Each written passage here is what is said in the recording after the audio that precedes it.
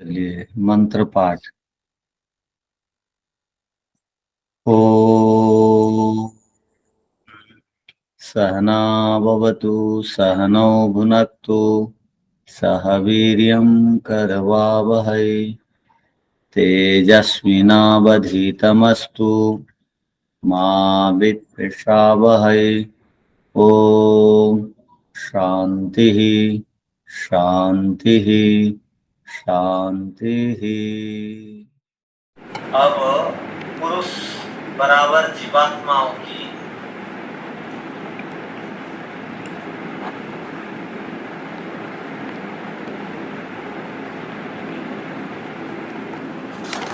संख्या के विषय में बताया जाए।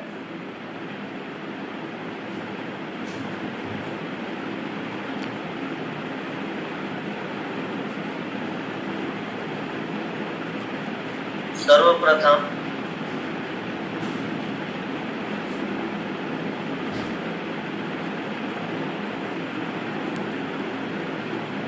पुरुष बहुत्व का सिद्धांत को स्थापित किया जाता है। सर्वप्रथम पुरुष बहुत्व का सिद्धांत बताया जाता है या स्थापित किया जाता है।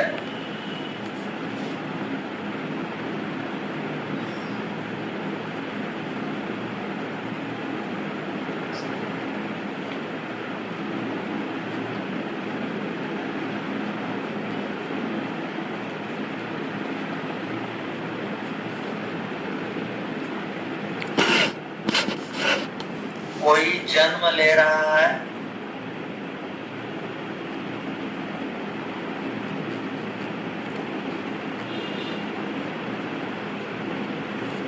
कोई जी रहा है,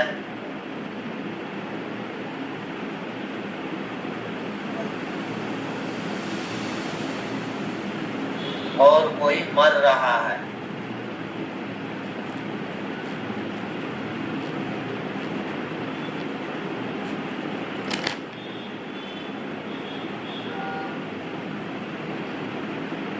इन सब व्यवस्थाओं से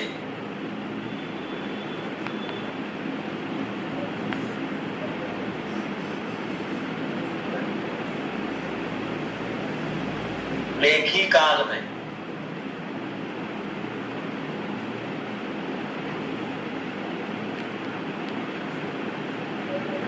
अनेक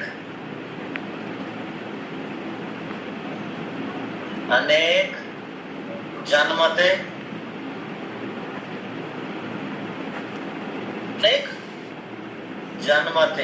अर्थात जन्म लेते, अनेक मरते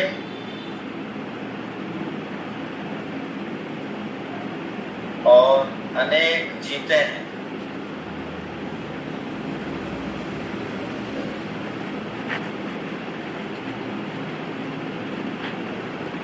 इसलिए पुरुषों का बहुत्व सिद्ध होता है।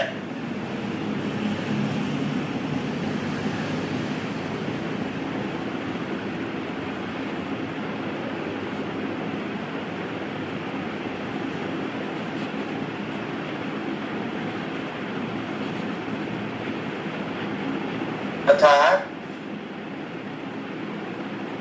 जन्मादि व्यवस्थाओं से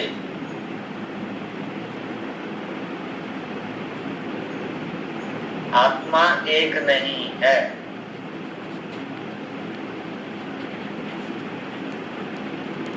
असंख्य है, अनेक हैं।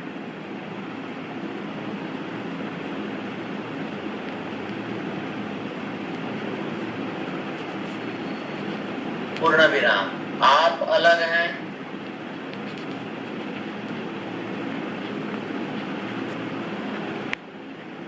मैं अलग हूं,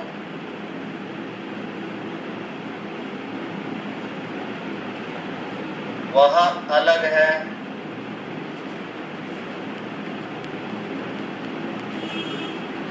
तो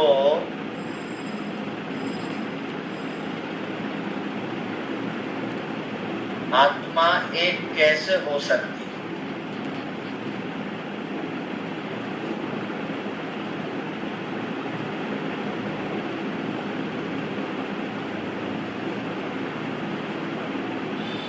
पूर्ण विराम।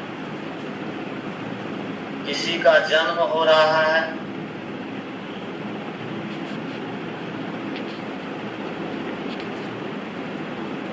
किसी की मृत्यु हो रही है,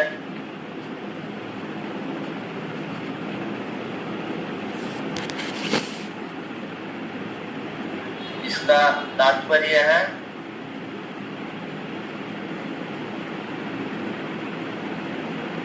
उत्पन्न होने वाला आत्मा अलग,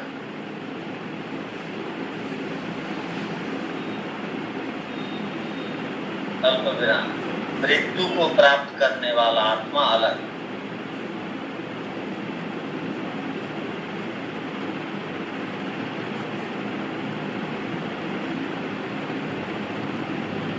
मृत्यु को प्राप्त करने वाला आत्मा अलग है।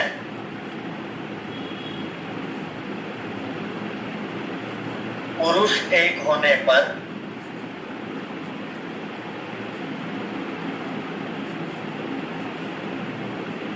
ये अलग अलग अवस्था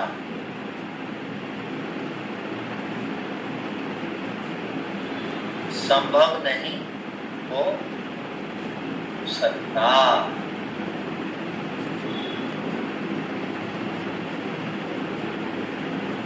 इसी प्रकार सूत्र में आदि शब्द आया।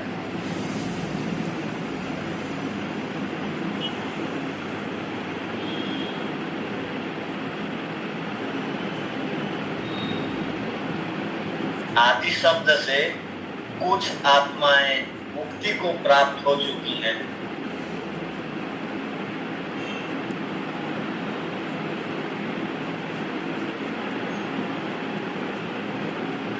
कुछ आत्माएं बद्ध अवस्था में हैं,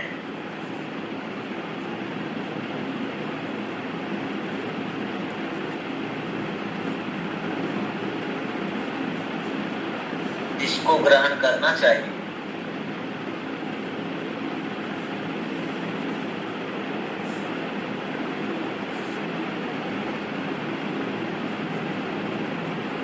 अतः आत्मा संख्या की दृष्टि से असंख्य है, एक नहीं।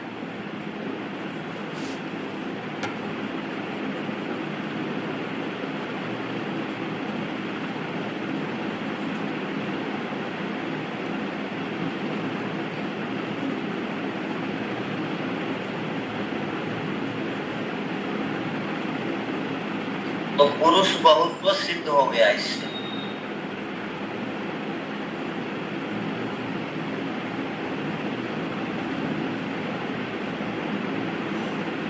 अब देखिए हास्य।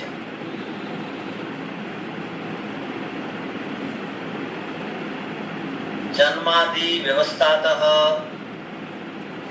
पुरुष बहुत्वम्, जन्म मरण जीवन व्यवस्थातः, जन्म मरण और जीवन इस व्यवस्था से कश्चित् जायते, कोई उत्पन्न हो रहा है, कश्चन म्रियते, कोई मृत्यु को प्राप्त हो रहा है, कश्चिश्च जीवतीति, कोई जीवन जी रहा है, इति ऐसे विविधा अवस्था, विभिन्न प्रकार की अवस्थाओं हम देखते हैं। इससे पुरुष बहुत्व ही संभव है। इससे क्या संभावना होती है कि पुरुष बहुत है, न तो ये दृश्य देखने में नहीं आता। शास्त्रे अभी हमारे उपनिषद आदि शास्त्रों में क्या कहा गया है? पुण्य न पुण्य लोक जाए, पुण्य करने से पुण्य लोक मिलता है, अर्थात पुण्य करने वाला पुण्य लोक हो जाता है, पापे न पाप, और पाप करने वाला पाप लोक हो जाता है। पुण्य करने वाला मनुष्य बनता है, पाप करने वाला इतर योनियों को प्राप्त होता है, मान लीजिए। तो ये पुण्य करने वाला पुण्य और पाप वाला पाप में गए, तो एक आत्मा होने से तो पुण्य वाला पुण्य में, पाप वाला पाप में नहीं जा सकते हैं। तो इस श्लोक खंड से प्रमाण से भी सिद्ध होता है आत्मा अलग है। इसलिए जो आत्मा पुण्य करती है वो पुण्य लोक को जाती है, जो आत्मा पाप करती है वो पाप लोक को जाती है। तो हम भी पुण्य के अनुसार ऊपर उठेंगे, पाप के अनुसार नीचे, ये प्रमाण है। तथा च आदि शब्द है ना, सूत्र में आदि शब्द आया, देखिए जन्म आदि, जन्म आदि। तथा च आदि शब्द है ना मुक्तत्व बद्धत्व अपनी क्रियते। आदि शब्द से मुक्तात्मा और बद्धात्माओं का ग्रहण होता है। ते अपनी पुरुष बहुत सती संभव, पुरुष बहुत होने से ही कोई मुक्ति को प्राप्त हो रहा है, कोई मुक्ति को प्राप्त नहीं हो पा रहा है। शास्त्रों को पढ़ के बद्ध माने ना समझ। हमारे बीच बहुत आत्माएं ना समझ हैं, वो मुक्ति को नहीं प्राप्त करते हैं। तो बद्ध माने अविद्याग्रस्त आत्माएं हैं, और जो विद्या के द्वारा, विवेक शादी के द्वारा और किसके द्वारा प्रचंड पुरुषार्थ करके जिन्होंने अपने 5 क्लेशों को भस्म कर दिया है, वे मुक्ति को प्राप्त कर लेते हैं। और जो नहीं कर पाते हैं वो बद्ध आत्मा है, वो योनियों में घूमते रहते हैं। तो ये अनेक होंगे तब ये संभव होगा। पुरुष बहुत्वे सती संभवतः, पुरुष के बहुत होने पर ही ये सब संभव होते हैं।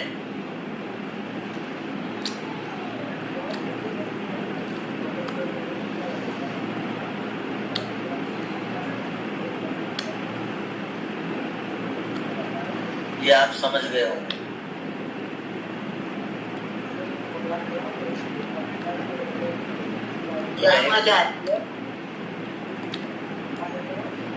तो कहीं किसी को कुछ इसमें संशय नहीं है। अब आगे बढ़ते हैं।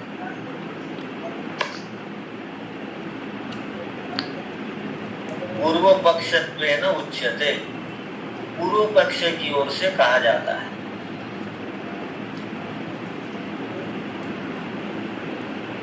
अब पूर्व पक्षी की ओर से कहा जाता है, क्या कहा जाता है? उच्यते माने कहा जा रहा है। पूर्व पक्ष माने पूर्व पक्षी की ओर से। सूत्र बड़ा है किंतु सरल है। उपाधि भेदे अप्येकस्य नानायोग आकाशस्येव घटादिति। ये सूत्र है, तो इसको आप अलग अलग कर दीजिए। उपाधि भेदे अपि एकस्य नानायोगः आकाशस्य इव घटादिति। इतने इसमें शब्द हैं।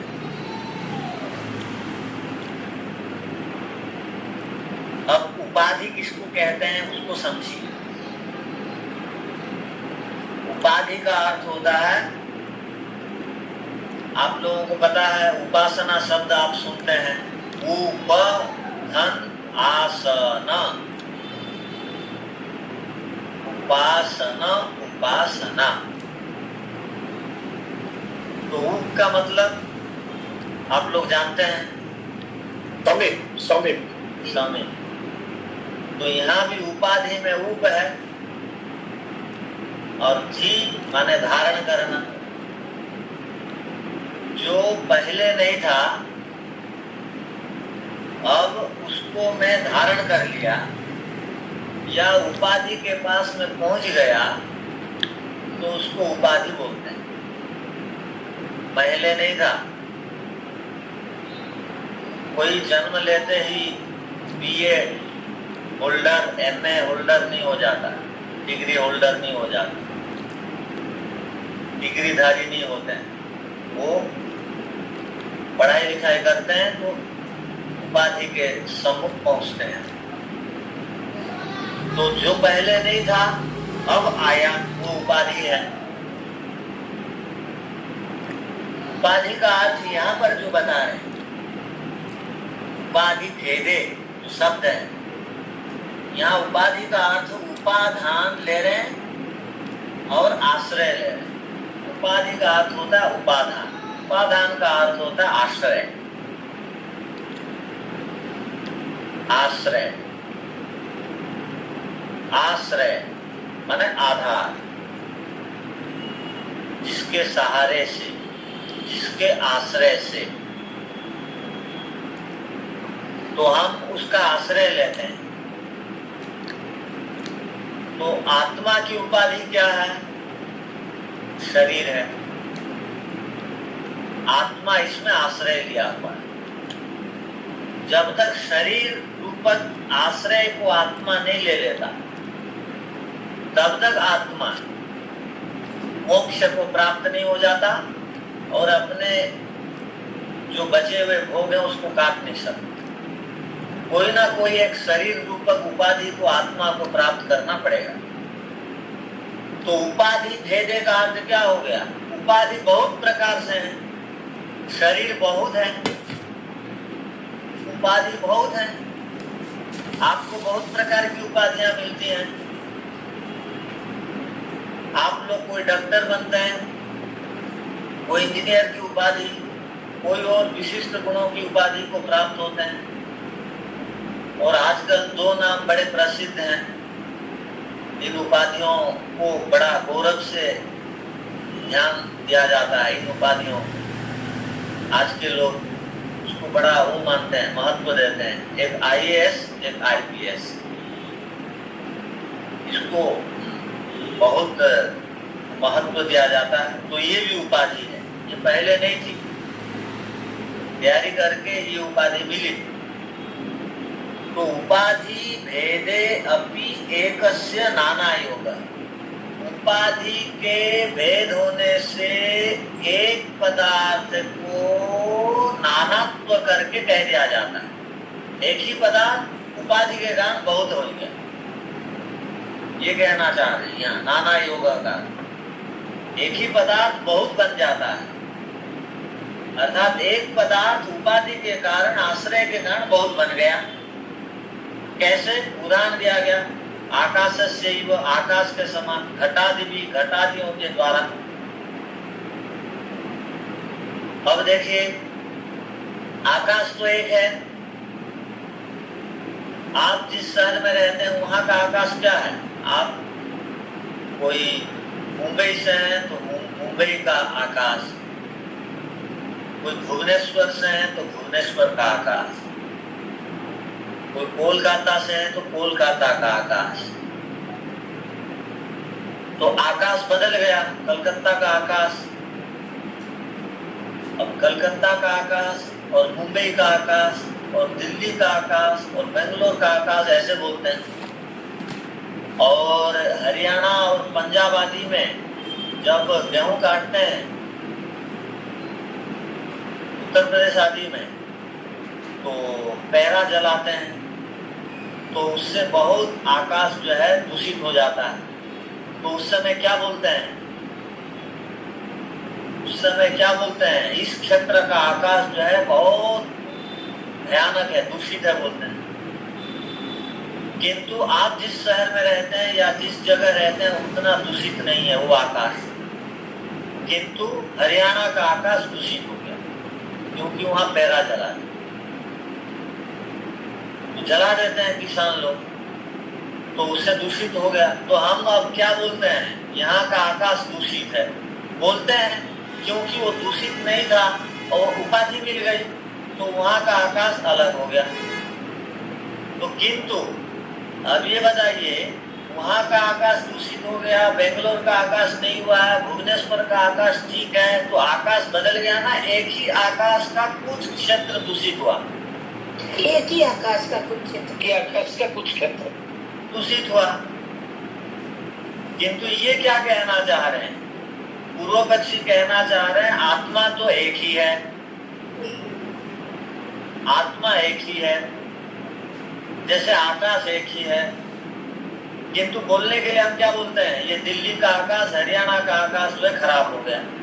तो अब हम सुनने वालों को ऐसा क्या लग रहा है कि हरियाणा का आकाश अलग है, वो खराब है, कोलकाता और मुंबई का आकाश ठीक है। जैसे हम बोलते हैं दिल्ली वाले का शरीर कोरोना से अधिक प्रभावित हुआ शहर के लोगों का, किंतु गांव के लोगों का शरीर अलग, बहुत अधिक प्रभावित नहीं हुआ, कोरोना नहीं हुआ। तो वो शरीर अलग, ये शरीर अलग।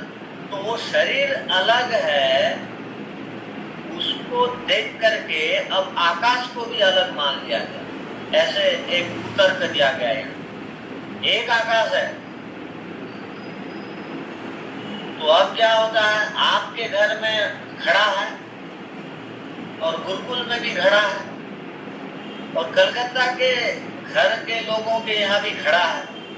तो वहां के घड़ा में जो स्पेस है वो आकाश है, हमारे यहाँ जो स्पेस घड़ा में वो आकाश है, खालिस्तान, और वहां के घड़े में आकाश है।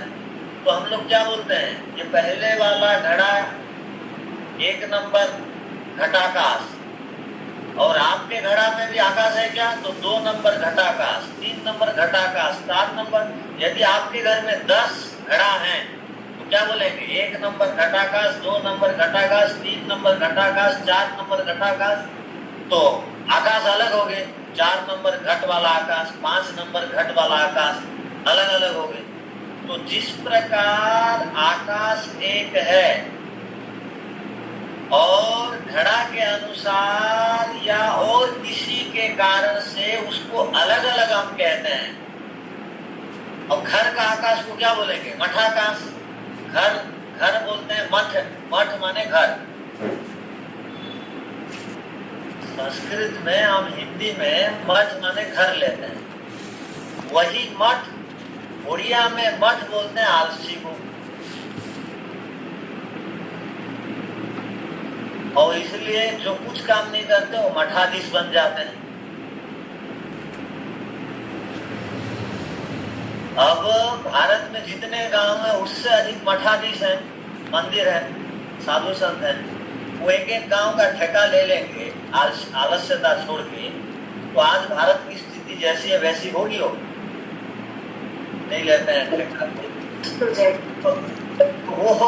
वो ठीक है, वो मठ का अर्थ किसी ने आलसी लिख दिया, ठीक लिखा।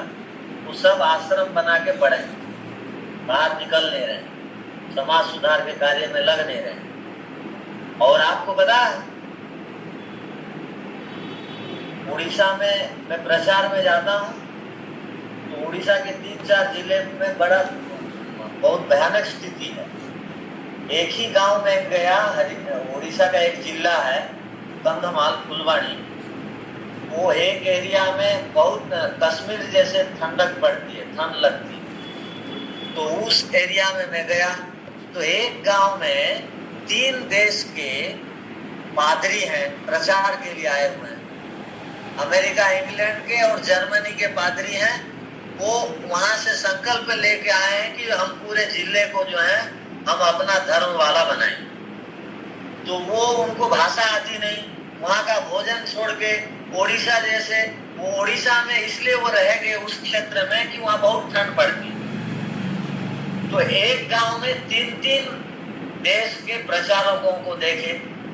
और आप लोग जैसे घर के बाहर सुखाते हो कपड़ा, वो गांव में मैं घुसा, वहां मैं अन्न वस्त्र वितरण के कार्यक्रम में गया था। गरीबी है, उसका फायदा वो उन लोग उठाते हैं बोलकर। तो देखा उस गांव में आप जैसे कपड़े सुखाते हैं रस्सी टांग करके, वो गाय का मांस को रोज खाते हैं, तो उसके चमड़े को वैसे हर एक के घर के आगे सुखाया। तो ऐसी दर्दनाक स्थिति है। और हम लोग घर से बाहर नहीं निकल रहे हैं ना, कुछ नहीं सोच रहे हैं। तो उन लोग, हमारे ही भाई लोग, एक बार महर्षि दयानंद जी रात को उठ करके नींद नहीं आ रही है, बार बार उठ रहे हैं और घूम रहे हैं। तो जो सेवक था वो उठ के बोला, स्वामी जी वैद्य जी को बुलाऊं क्या, क्या समस्या है, आपको नींद नहीं आ रही है। तो उन्होंने कहा मुझे वो बीमारी नहीं है, आप जिस बीमारी की बात कर रहे हैं। मेरे भाई लोग विधर्मी हो जा रहे हैं, वो विचार जब मैं उसको विचार में लाता हूँ तो मेरी नींद खत्म सी हो जाती है। कहने का अभिप्राय क्या कि यहाँ मठ का अर्थ के प्रसंग में हम सुन रहे थे, हम यदि सब मठाधीश लोग आलस्यता छोड़ करके सब आचार्य लोग काम करेंगे तो संस्कृति को, वो अतीत की संस्कृति को पुनः इस धरा पृष्ठ में हम स्थापित कर सकते हैं। तो यहाँ मठाकाश हमारा प्रसंग क्या चल रहा है? मठाकाश, घटाकाश और महदाकाश। महदाकाश बड़े बड़े खाली स्थान को बोलते हैं महदाकाश, और घटाकाश मठाकाश। तो ये जो घटाकाश, मठाकाश, महदाकाश है, ये एक आकाश का वो कुछ स्थान में वो आकाश घुसा हुआ है, रहा है बोल के हम भिन्न भिन्न नामों से बोल देते हैं। किंतु जिस प्रकार एक आकाश है, पूर्व पक्षी को अच्छा बहाना मिल गया, जैसे आकाश एक है किंतु एक एक स्थान विशेष में वो आकाश रह जाने के कारण जैसे हम मठाकाश घटाकाश बोलते हैं, वैसे ही आत्मा एक है, भिन्न भिन्न शरीरों को प्राप्त हो जाता है, इसलिए हम उसको क्या बोल देते हैं? अलग अलग आत्मा बोलते हैं, किंतु आत्मा एक है। आपको भी ये तर्क बढ़िया लग रहा है ना? नहीं, आत्मा एक है या नहीं? नहीं, एक नहीं। तो इनका कहना ठीक नहीं है, मतलब नहीं, बिल्कुल नहीं। अच्छा, तो अब आप कैसे सिद्ध करेंगे? ठीक है, आगे पढ़ लेने से आप सिद्ध कर पाए। अब तो केवल प्रश्न है, एक प्रश्न उपस्थित है यहाँ पर कि आकाश एक होता हुआ मठाकाश, घटाकाश, महदाकाश बोलते हैं, वैसे ही आत्मा एक होता हुआ भी वो विभिन्न उपाधियों को प्राप्त करता है, विभिन्न शरीरों को प्राप्त करता है, इसलिए एक आत्मा है। हम बहुत बोल देते हैं, बहुत नहीं बोलना चाहिए, ऐसे तो कोई नहीं बोलता, केवल ये बोलते हैं वेदांती लोग बोलते हैं, अद्वैत वेदांती बोलते हैं, उपाधि बोलते हैं, उन लोग मिथ्या ज्ञान को उपाधि बोलते हैं। वो बोलते हैं उपाधि के कारण से आप ऐसे बोल रहे हो, अर्थात मिथ्या ज्ञान के कारण। हम जो बोल रहे हैं ना, आप आत्माएं बहुत है, तो वो बोलते हैं उपाधि के कारण आप बोल रहे हो, मिथ्या ज्ञान। वो मिथ्या ज्ञान को उपाधि बोलते हैं, ध्यान रखिए। वो मिथ्या ज्ञान को क्या बोलते हैं? उपाधि बोलते हैं। वो आप उपाधि के कारण से, मिथ्या ज्ञान से ऐसा बोल रहे हो। जैसे घड़े में आकाश घुसा हुआ है तो आप घटाकाश बोलते हो, वैसे ही एक आत्मा अलग अलग शरीर में है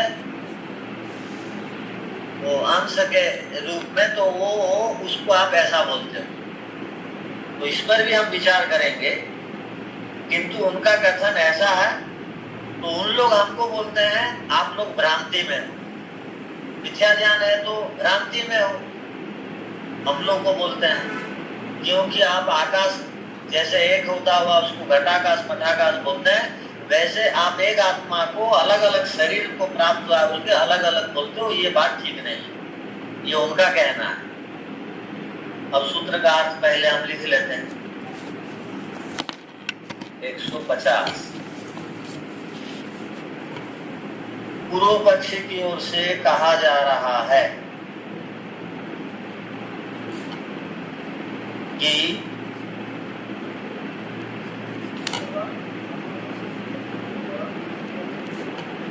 उपाधि भेद होने पर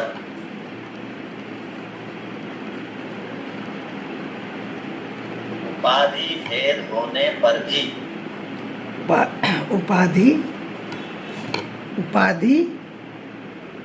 उपाधि भेद होने पर भी भेद एक का नाना हो जाता है, एक का बहुत हो जाता है, एक को बहुत कह दिया जाता है।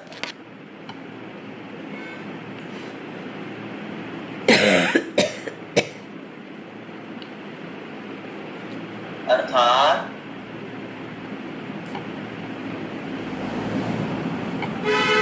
उपाधि भेद से।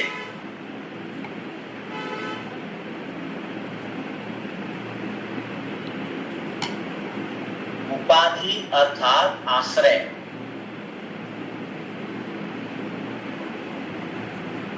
आश्रय भेद से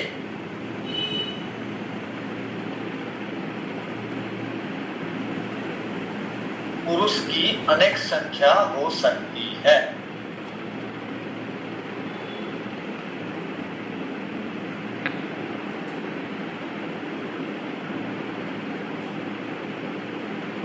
जिस प्रकार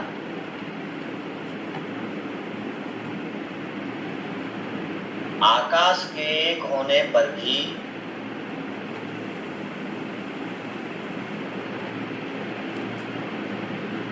घटाकाश,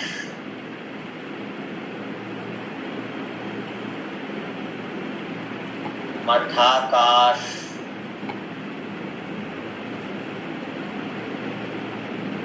महदाकाश के रूप में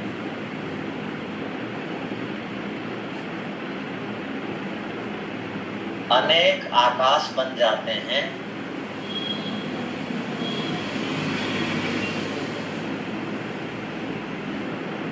उसी प्रकार अनेक आचार्य जी, अनेक आकाश बन जाते हैं।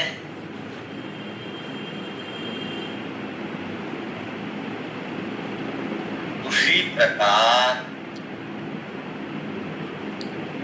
पुरुष के एक होने पर भी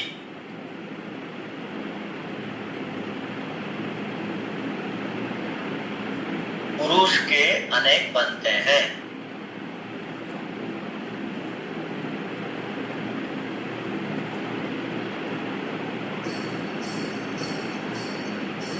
ऐसा कहें तो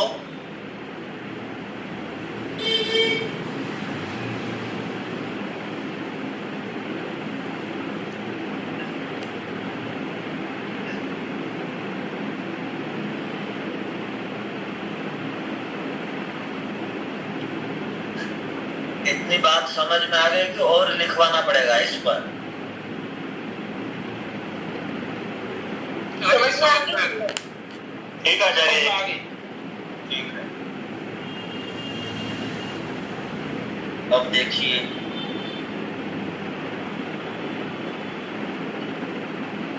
उपाधि भेदे अपि एकस्य नाना योगः। उपाधि भेदे, अब उसको खोल रहे हैं।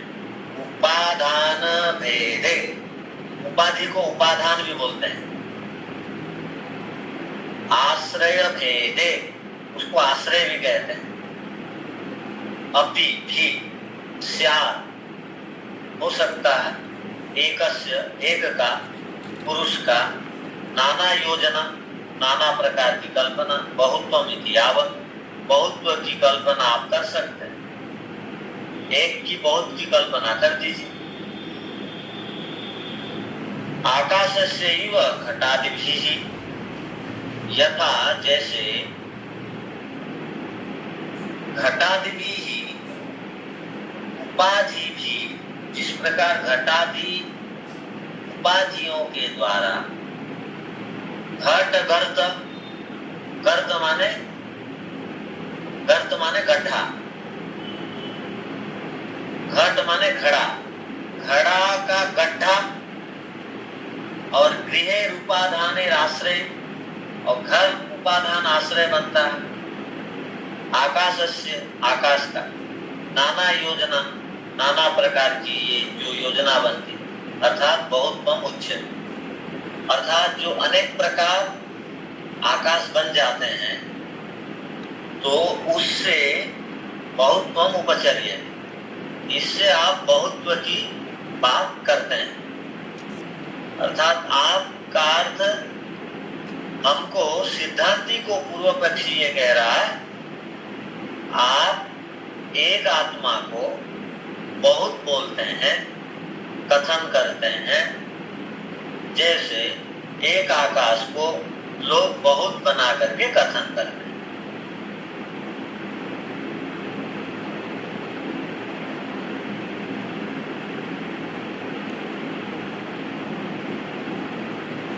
तो उसका समाधान अब दिया जाता है।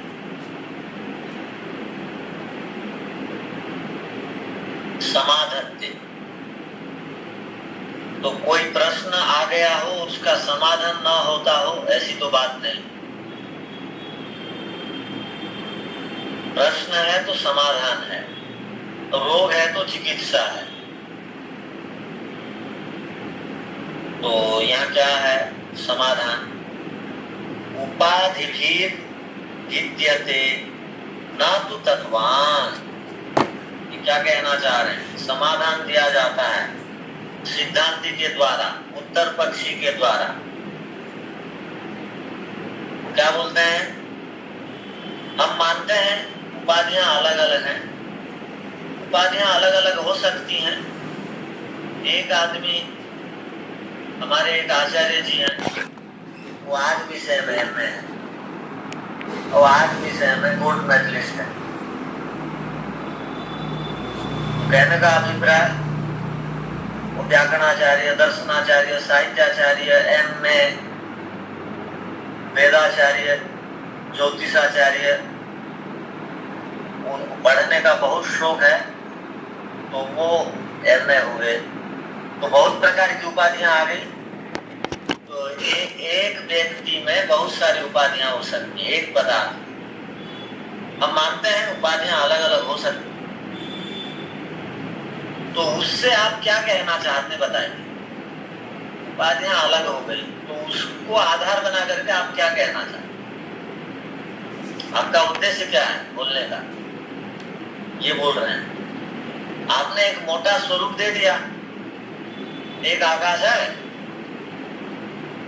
और विभिन्न स्थानों में रहने से उस नाम से उसको बोला जाता है। ठीक है, आकाश एक होते हुए भी, अलग अलग होने पर भी जो उपाधि में रहने वाला है वो कितना है वो बताइए आप।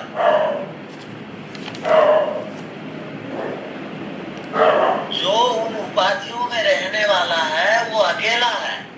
उपाधि माने आश्रय।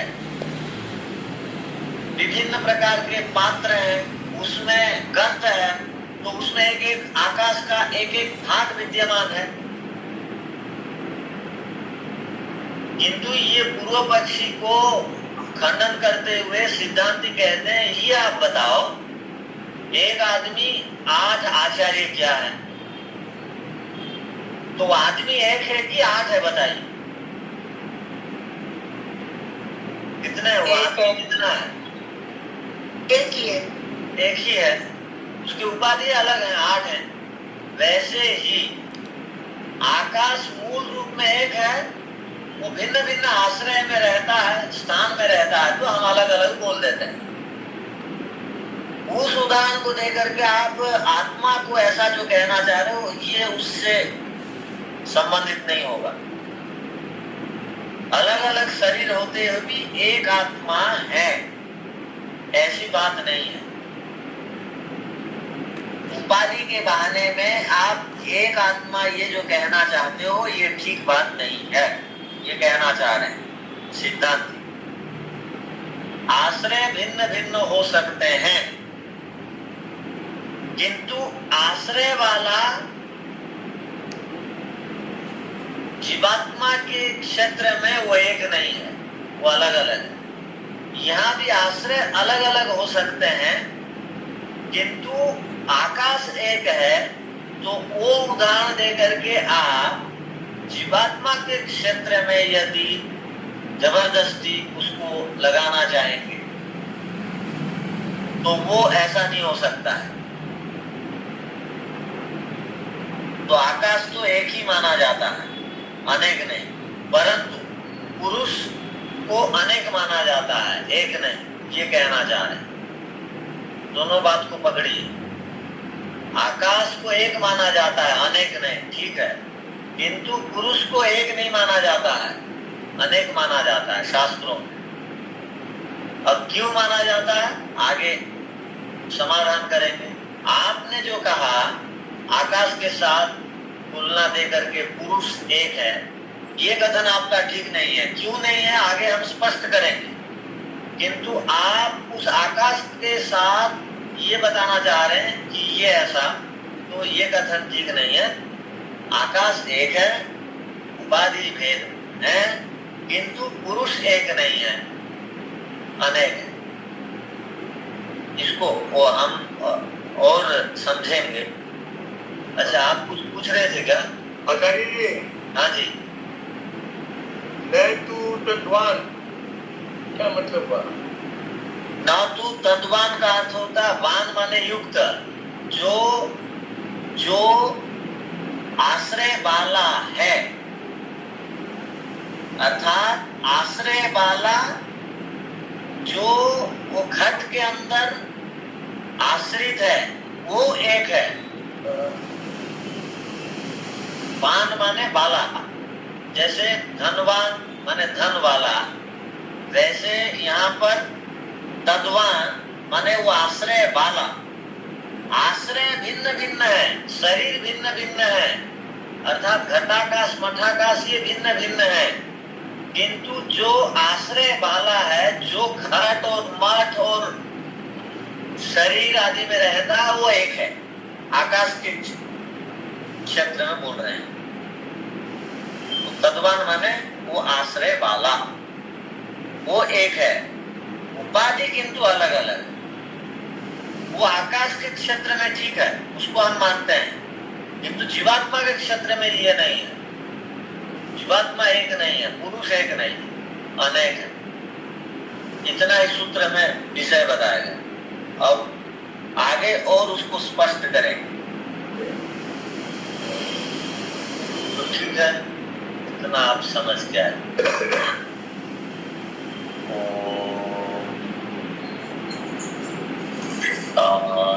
शांति शांति ही सबको सादर नमस्ते जी। आचार्य जी, नमस्ते जी।